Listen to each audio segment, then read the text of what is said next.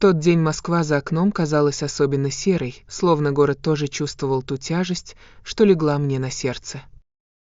Я стояла у высокого окна своей «Сталинки» и смотрела на знакомый двор. Здесь, на 3-м этаже дома на Ленинском проспекте, прошла вся моя жизнь. 40 лет. Целая эпоха. Эти стены с лепниной помнили звонкий смех моего покойного мужа, первые шаги нашего сына Димы, ночные дежурства, после которых я возвращалась сюда, в тишину и покой, чтобы набраться сил перед новой сменой в больнице. Я провела рукой по дубовому подоконнику. Для кого-то эта квартира была просто набором квадратных метров в престижном районе Золотой жилой. Но для меня каждая трещинка на паркете, каждая книга в массивном шкафу была частью души. Я помнила, как мы с мужем, молодым хирургом, получили ордер на это жилье. Как радовались высоким потолкам, как долго выбирали ту самую люстру в гостиную. Мужа нет уже 5 лет, а вещи. Вещи остались. Они хранили его тепло. И вот теперь эти немые свидетели моего счастья стали причиной моей беды. В прихожей хлопнула дверь. Сердце предательски екнуло. Пришли. «Мам, ты дома?» Голос сына звучал как-то виновато, глухо. «Конечно, Димочка, проходите», — отозвалась я, стараясь, чтобы голос не дрожал. В комнату, цокая каблуками, вошла Светлана. Моя невестка. Девушка яркая, современная, из тех, кто точно знает цену всему, но редко понимает ценность чего-либо. Она окинула гостиную своим привычным, оценивающим взглядом, и мне показалось, что она мысленно уже сдирает обои и выбрасывает мой любимый письменный стол. «Здравствуйте, Ирина Павловна», — бросила она, даже не улыбнувшись. «Фу, ну и запах у вас. Нафталин, честное слово. Как в музее Ленина». Я промолчала. Я врач с 40-летним стажем, заведующая отделением кардиологии в прошлом. Я умела держать лицо перед сложными пациентами, сумею и перед невесткой. «Чай будете?» — спросила я, поправляя шаль на плечах. «Нет, мы по делу», — Светлана плюхнулась в кресло моего мужа. Я поморщилась, но сдержалась. «Дим, ну чего ты молчишь? Говори». Дима переминался с ноги на ногу у дверного косяка. Он всегда был мягким, добрым мальчиком. Слишком мягким. После смерти отца ему не хватало твердой мужской руки, и эту руку быстро заменила цепкая хватка Светланы. «Мам», — начал он, отводя глаза. «Мы тут подумали. В общем, Свете тесно в нашей однушке. А у нас планы, ты же знаешь. Бизнес хотим расширять. И дети скоро пойдут. И...» Я смотрела прямо на сына. И мы нашли отличный вариант, перехватила инициативу Светлана. Шикарная студия в Новой Москве. Воздух свежий, парк рядом, поликлиника новая. Для пенсионера – рай. А эту квартиру мы продадим. Деньги пустим в оборот, купим себе побольше в центре, а разницу – на развитие. Ну не одной же вам тут в 3 комнатах куковать? Это нерационально. Куковать. Слово повисло в воздухе, тяжелое и липкое. Значит, вся моя жизнь, вся моя память — это теперь нерационально. Я попросила время подумать. Сказала, что у меня поднялось давление, и вежливо выпроводила их. Но они вернулись через неделю. Потом еще через 3 дня. Давление на меня усиливалось. Светлана уже не стеснялась в выражениях. Она называла мою мебель дровами, мои книги – пылесборниками, а мои привычки – совковым маразмом. Самое страшное было видеть, как меняется сын. Он, который вырос на этих книгах, который играл на этом ковре, теперь поддакивал жене. «Мам, ну правда, зачем тебе этот сервиз?» — говорил он, глядя на чешский хрусталь в серванте. «Сейчас это никто не ценит. Это дурной вкус». В один из таких визитов, в субботу, я отправила Диму в магазин за тортом, хотела хоть как-то смягчить напряжение, создать иллюзию семейного чаепития. Светлана осталась в гостиной. Я возилась на кухне, расставляла чашки, те самые, с золотой каймой, которые мы купили с мужем на 10-летие свадьбы. Вдруг я услышала голос Светланы. Она говорила по телефону. Громко, уверенно, не таясь. Видимо, думала, что я шумлю водой и ничего не слышу, или просто считала меня пустым местом. Да, мамуль, все под контролем, ее голос сочился самодовольством. Дожимаем старуху. Дима. Ой, да Дима делает то, что я скажу. Он же тюфяк. Я ему сказала, что это ради нашего будущего ребенка, он и поплыл. Какого ребенка? Да нет никакого ребенка, ты что? Это так, для аргументации. Я замерла с чайником в руке. Вода лилась мимо чашки прямо на скатерть, но я этого не замечала. Да, план шикарный, продолжала Светлана. Эту халупу в центре продадим миллионов за 50, не меньше. Ей купим какую-нибудь конуру за МКАДом на этапе котлована, пусть ждет. А пока поживет на даче, скажем, что воздух полезен. А на разницу. Ой, мам, я уже присмотрела нам таунхаус. И машину поменяю.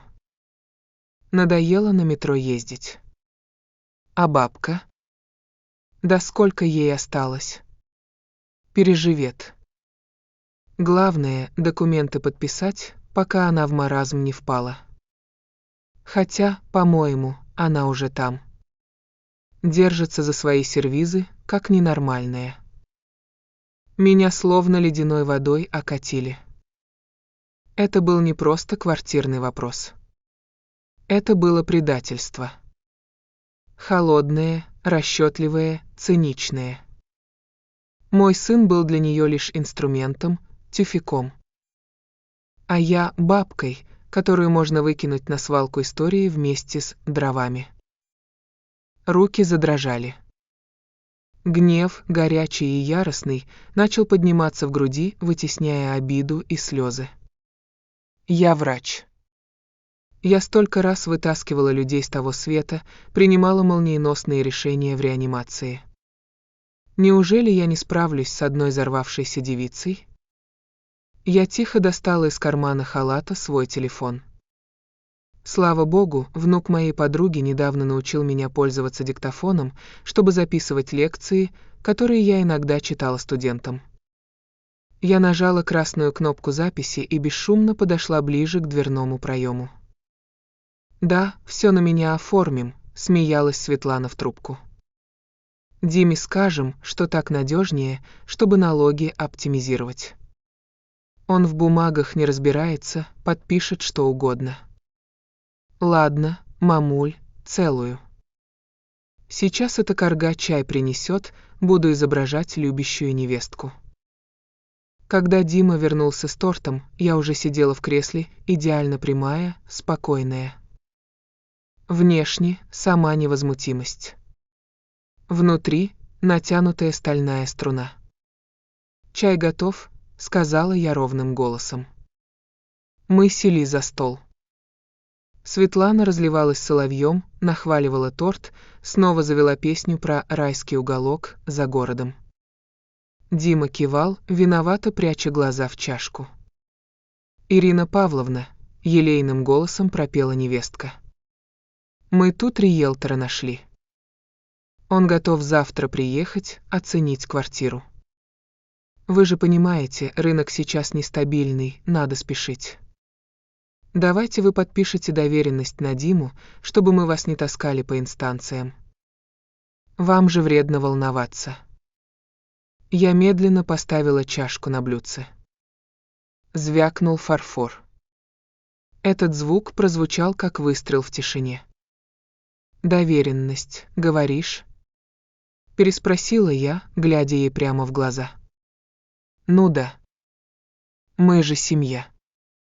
Мы о вас заботимся». «Забота, это прекрасно», — кивнула я. «Кстати, о заботе. Света, ты говорила, что ждешь ребенка. Это правда?» Светлана слегка поперхнулась, но тут же расцвела улыбкой. «Ну, пока срок маленький, мы не хотели говорить, но, да. Вы станете бабушкой».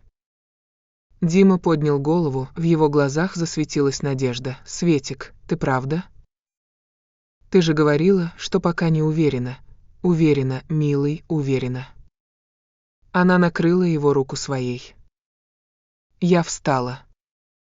Подошла к старому серванту, где стоял не только хрусталь, но и моя старенькая, но качественная аудиосистема, которой я иногда подключала телефон, чтобы послушать классическую музыку.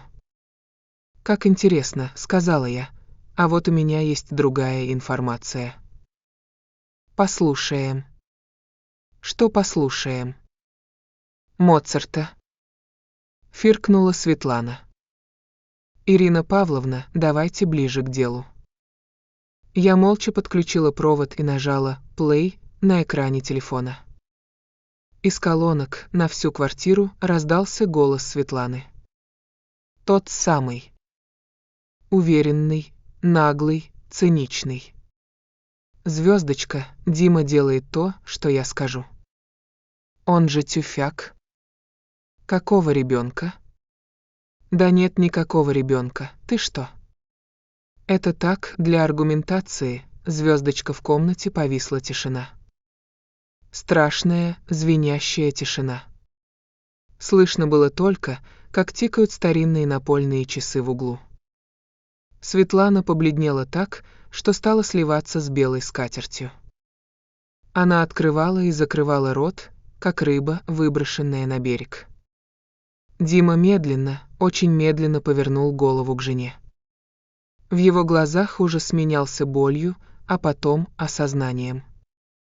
«Звездочка, а эту халупу в центре продадим. Ей купим какую-нибудь конуру замкадом. Диме скажем, что так надежнее. Подпишет что угодно». Звездочка, запись оборвалась. Я выключила звук и повернулась к ним. Это монтаж. Взвизгнула Светлана, вскакивая со стула. Голос ее сорвался на фальцет. «Дима, не слушай ее. Она сумасшедшая. Она все подстроила. Это нейросети. Сейчас можно любой голос подделать».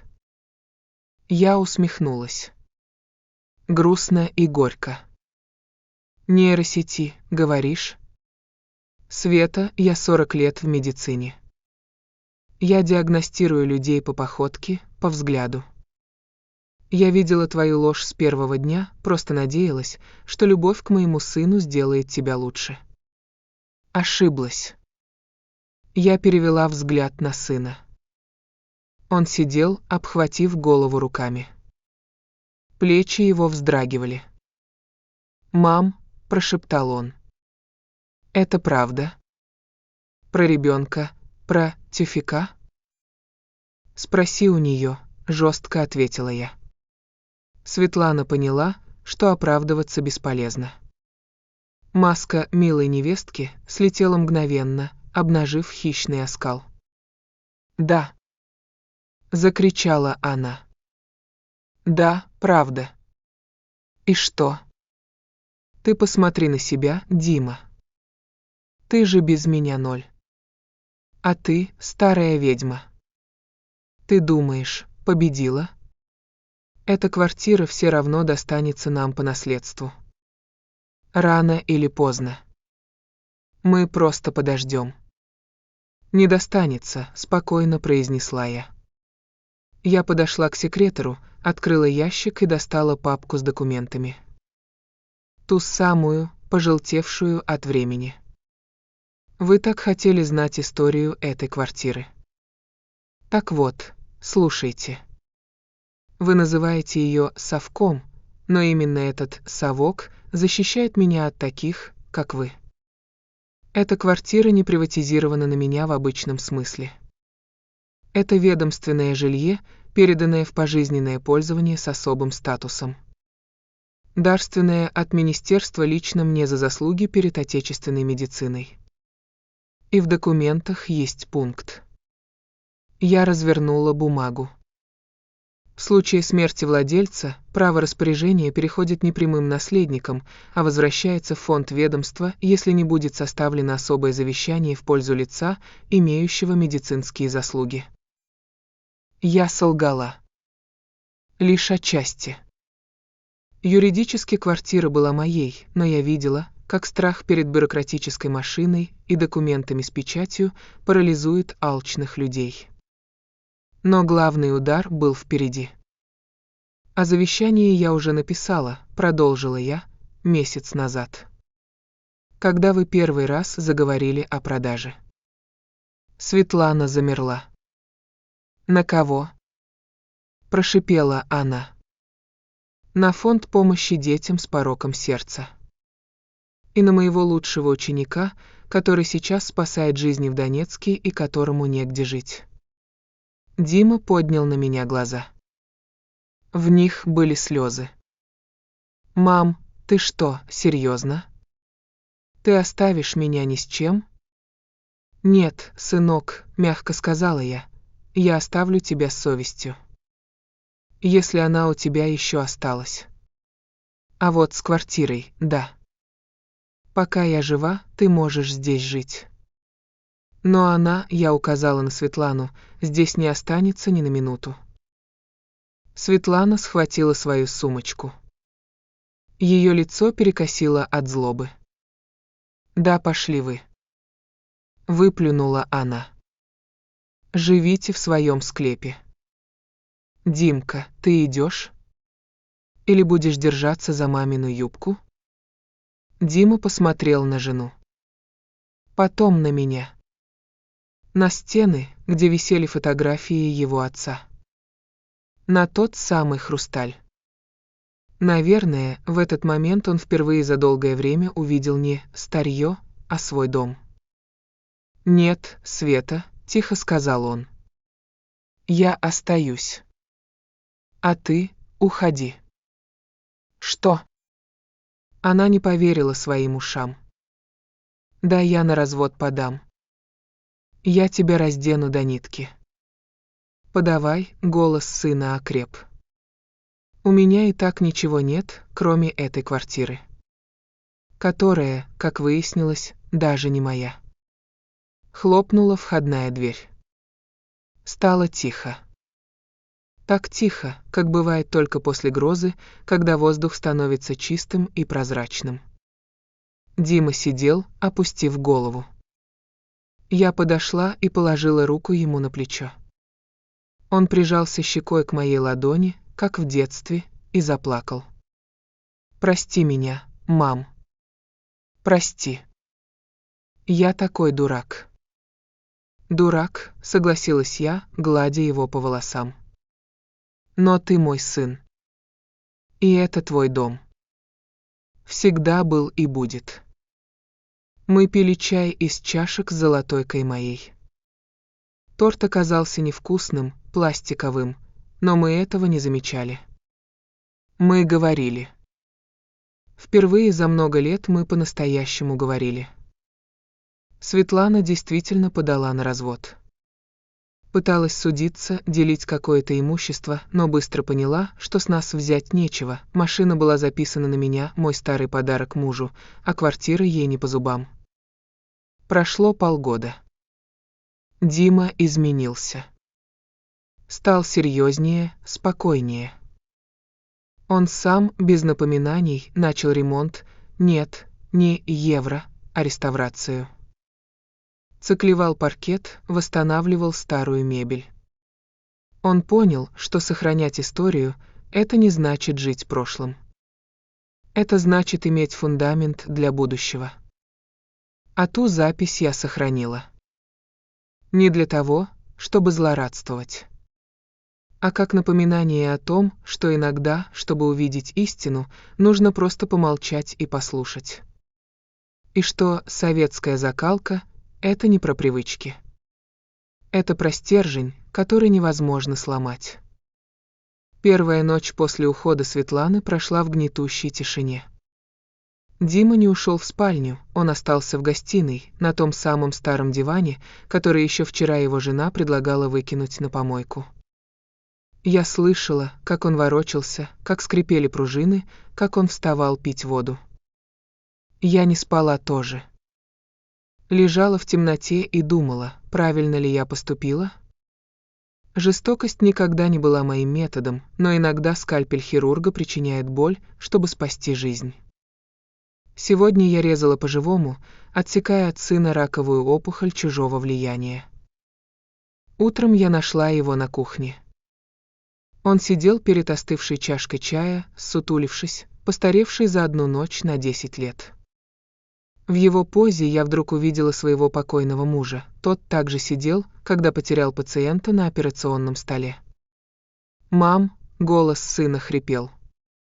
Она заблокировала мои карты. Сняла все деньги с общего счета. Там были накопления за 3 года. Я вздохнула и поставила перед ним тарелку с овсянкой. Деньги — дело наживное, Дима. Спасибо Господу, что взял деньгами. Хуже было бы, если бы ты расплатился душой. Я дурак, мам. Какой же я дурак? Я ведь правда верил ей. Думал, она желает нам добра. Она говорила так убедительно: мы достойны лучшего, надо двигаться вперед. А я шел за ней, как телок на веревочке. Он поднял на меня красные, воспаленные глаза.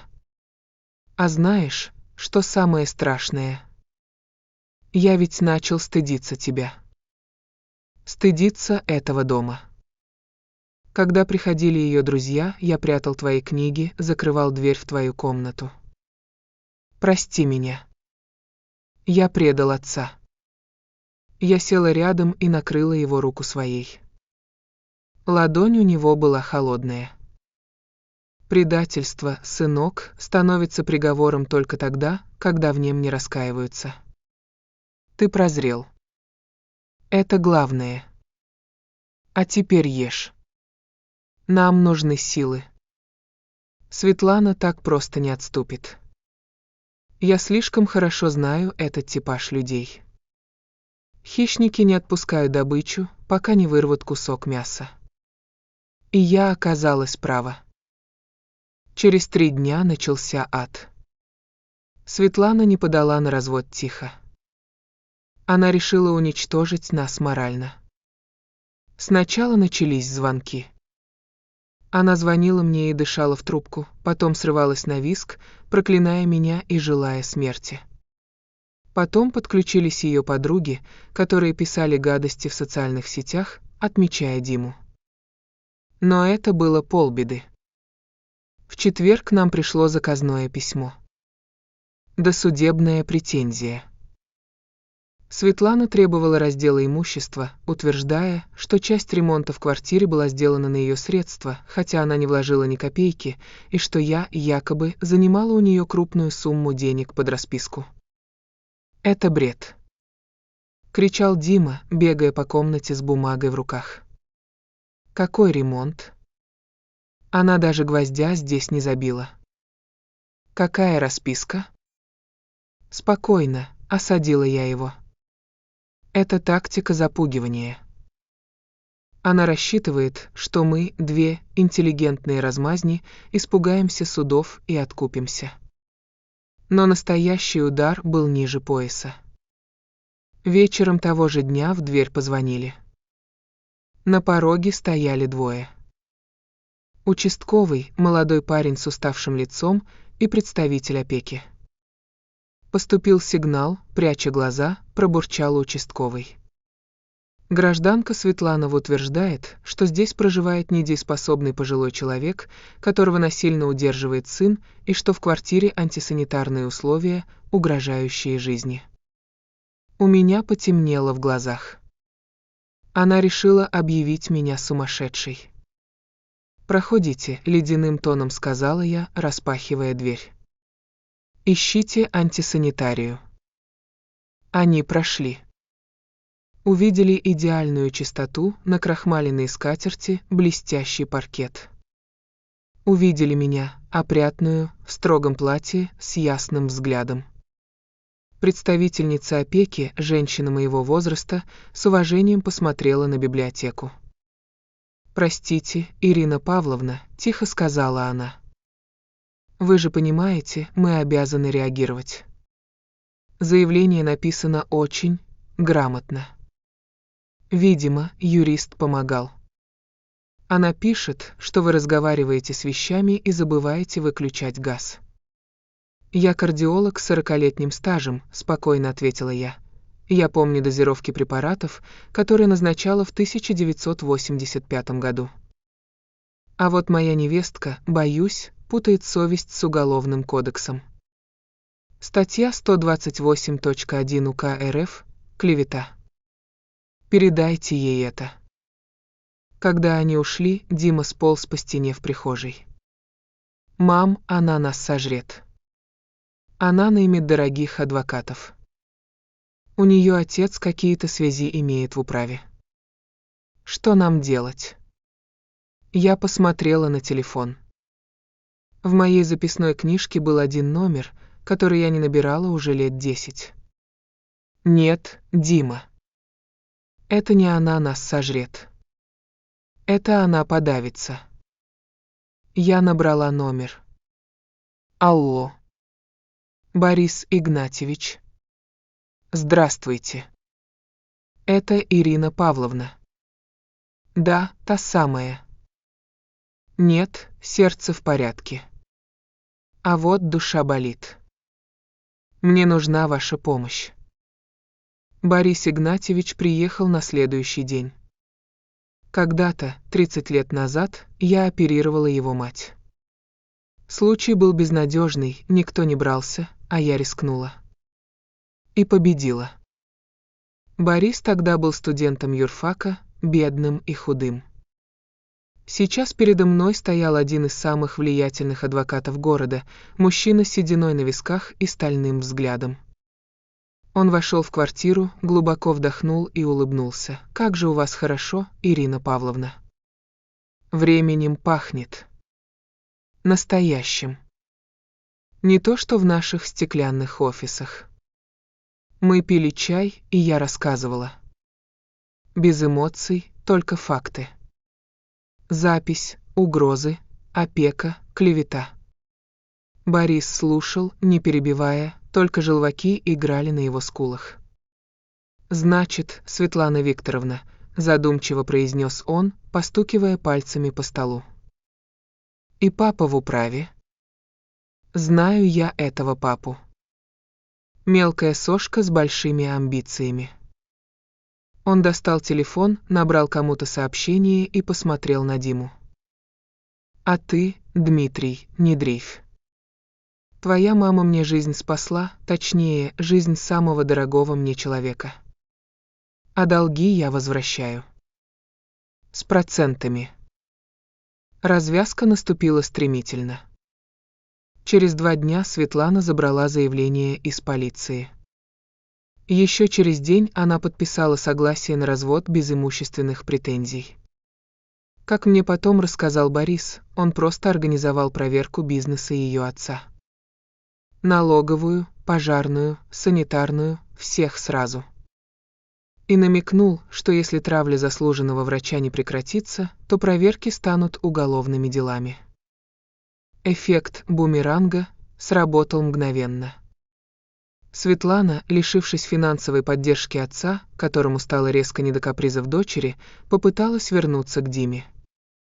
Она пришла к нам, плакала, стояла на коленях в подъезде, клялась, что была под гипнозом подруг, что гормоны шалили.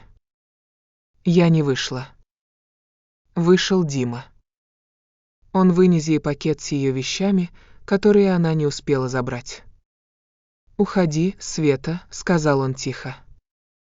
«Но я люблю тебя», — кричала она, размазывая тушь. «Мы же были счастливы». «Мы не были», — ответил он. «Ты любила мои перспективы, а я любил твою маску.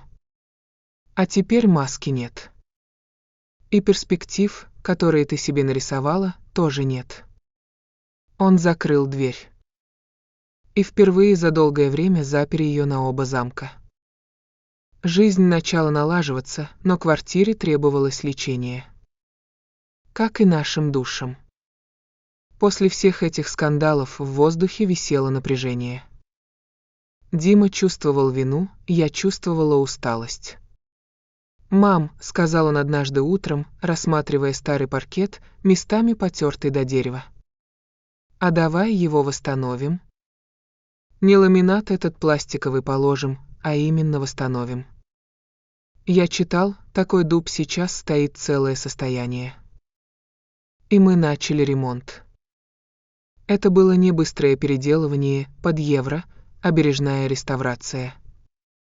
Дима нашел в кладовке инструменты отца, рубанки, шлифовальную машинку, стамески. Он часами возился с мебелью, снимая слои старого лака, добираясь до живого дерева. Я смотрела на него и видела, как меняется мой сын. Физический труд лечил его. Запах стружки, лака, воска вытеснял из квартиры запах скандалов.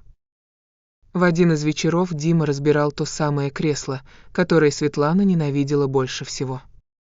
«Мам, смотри!» Позвал он меня. Под обивкой, в глубине сиденья, он нашел сверток.